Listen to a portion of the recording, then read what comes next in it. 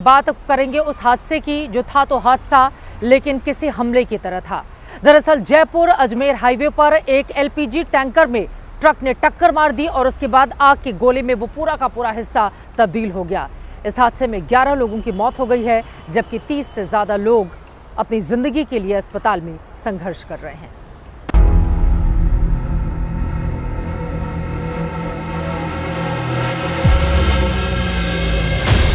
तस्वीर बिल्कुल वैसी थी जैसे कुछ दिन पहले इजराइल लेबनान पर मिसाइलें दाग रहा था। देखने में बिल्कुल वैसा था जैसे किसी फाइटर जेट ने कॉर्पोरेट बॉम्बिंग की।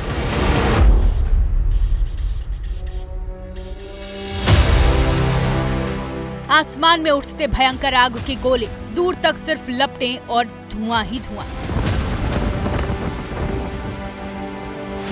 और अंधेरा छटते ही तबाही की ये तस्वीरें बताती हुई कि हमला बहुत बड़ा था।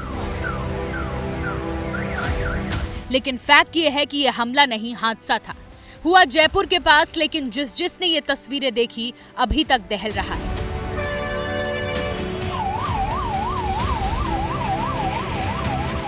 ये आग जयपुर अजमेर हाईवे पर एक एलपीजी टैंकर में एक ट्रक के जोरदार टक्कर मार देने का अंजाम थी। सुबह के 5:30 बज रहे थे। भांकरोटा में 18 टन एलपीजी से भरा एक टैंकर यू टर्न ले रहा था। तभी अजमेर साइड से आ रहे ट्रक ने उसे टक्कर मार दी। इससे टैंकर के गैस नोजल टूट गए। नोजल टूटते ही एलपीजी रिसी, उसमें इस टक्कर से उठी चिंगारी जा मिली और फिर इस आग ने गैस के साथ रफ्तार पकड़ ली।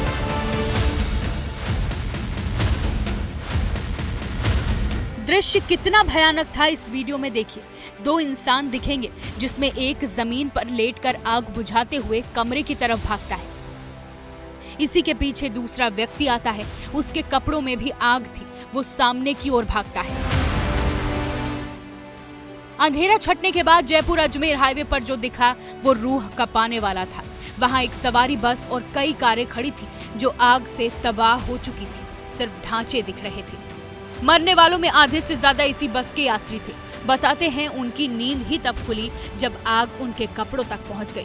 बसों कारों में बैठे लोग निकलकर भागे तो कुछ सड़कों पर झुलसे हुए पड़े थे, कुछ तड़प रहे थे। ये तस्वीरें इतनी विभत्स हैं कि आप देख भी नहीं पाएंगे। इनमें से कईयों ने अपनी जान बचाने के लिए जलते कपड़े तक सड़क पर उतार फेंके। तो कोई दिख रहा नहीं था, आग की लपटें बहुत तगड़ी हो रही थी, बहुत तगड़ा धुआं हो रहा था, तो पब्लिक अपना पूरी मचने में बहुत अस्त हो गई थी।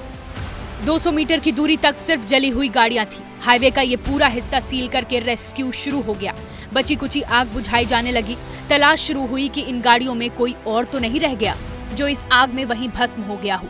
सिर्फ फायर ब्रिगेड, पुलिस की गाड़ियों और एम्बुलेंस का ही शोर था। राजस्थान के सीएम भजनलाल शर्मा भी मौके पर पहुंच गए। सरकार पूरी तरह से घटना के लिए जो भी होगा हम जांच भी करेंगे, उनके इलाज भी करेंगे। लेकिन ये हादसे जिस तरह से होते हैं उनको भी किस तरह से रोका जाए, उस पर भी सरकार निश्चित रूप से विचार करेगी। आग में झुलसे ज्यादातर लोग जयपुर के एसईएम अस्पताल पहुंचाए गए। खबर लगते ही उनके रिश्तेदार भी वहां पहुंच गए। आपके फोन आया?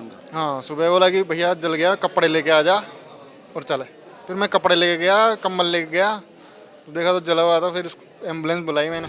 राजस्थान के गृह मंत्री खुद एक अस्पताल में एडमिट थे। डिस्चार्ज लेकर डिप्टी सीएम बैरवा के साथ एसईएम पहुंचे, अपडेट लिया। हमारी प्राथमिकता है पहले जो इंजर्ड है उनकी जान बचे। 29 है, 2 रहे, 31।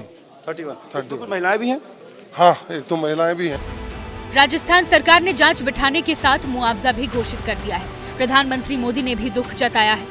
यह हादसा और भी बड़ी तबाही वाला हो सकता था, क्योंकि जिस जगह टक्कर से आग फैली वहां 3 पेट्रोल पंप थे। थोड़ी और दूरी पर कच्चे तेल की एक पाइपलाइन भी थी। आगे बढ़ते हुए लेकर चलते हैं अब आपको संभल के सांसद जियाउर रहमान बर्क की मुश्किलें कम होने का नाम नहीं ले रही हैं। पहले बिजली काट दी गई और अब उनके घर के बाहर अवैध अतिक्रमण पर बुलडोजर चल गया है। बर्क परिवार इसको राजनीति से प्रेरित बता रहा है, तो वहीं प्रशासन का कहना है कि सब कुछ कानून सम्मत है। संभल से समाजवादी पार्टी के सांसद जियाउर रहमान बर्क के घर कल बिजली सप्लाई बंद कर दी गई और आज सांसद महोदय की सीढ़ियों की स्लैब अवैध तरीके से सड़क पर पाई गई, जिससे नगर पालिका के पीले पंजे ने जमींदोज कर दिया। बीते कुछ दिनों से यूपी में जिस बुलडोजर की गरज थमी थी वो आज संभल के दीपासराय में दहाड़ने पहुंचा। भारी सुरक्षा बलों के बीच पीले पंजे ने सांसद जियाउर रहमान वर्क के घर दस्तक दी। घर के बगल से नाली गुजर रही है जिसे सीढ़ियों से कवर किया गया है। सीढ़ियों का हिस्सा सड़क पर दिख रहा है। नगरपालिका ने इसे अवैध निर्माण के दायरे में बताकर बुलडोजर से ढहा दिया। 2 स्लैब आपको यहाँ पर तस्वीरों में नजर आएंगे।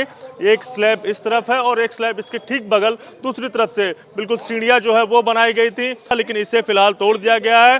और नगर निगम की ओर से यही कहा गया है, चूंकि ये जो सीढ़ियाँ बनाई गई हैं ये नाली के ऊपर है, कंस्ट्रक्शन अवैध है और जिसके चलते कुछ दिनों पहले जो है वो इन्हें नोटिस भी दिया गया था। पूरे इलाके में इस प्रशासन की ओर से, नगर निगम की ओर से अवैध अतिक्रमण के खिलाफ लगातार कार्रवाई हो रही है। बीते एक हफ्ते से दियासराय मोहल्ले में अवैध निर्माण पर कार्रवाई जारी है, जिसकी चपेट में आज सांसद महोदय के घर का हिस्सा भी आया है। कार्रवाई आगे भी जारी रहने वाली है। जो नालियों पर अतिक्रमण के खिलाफ अभियान चल रहा है बुलडोजर का, वो क्या आज भी लगातार जारी है? पूर्व की भांति आज भी सुरक्षा व्यवस्था दी गई है और उनका कार्य सुचारू रूप से हो सके इस हेतु लगातार कोशिश की जा रही है। एक तरफ संभल में पीले पंजे की गरज तेज हो गई है तो दूसरी तरफ सांसद के घर बत्ती गुल पर भी सियासत फुल है।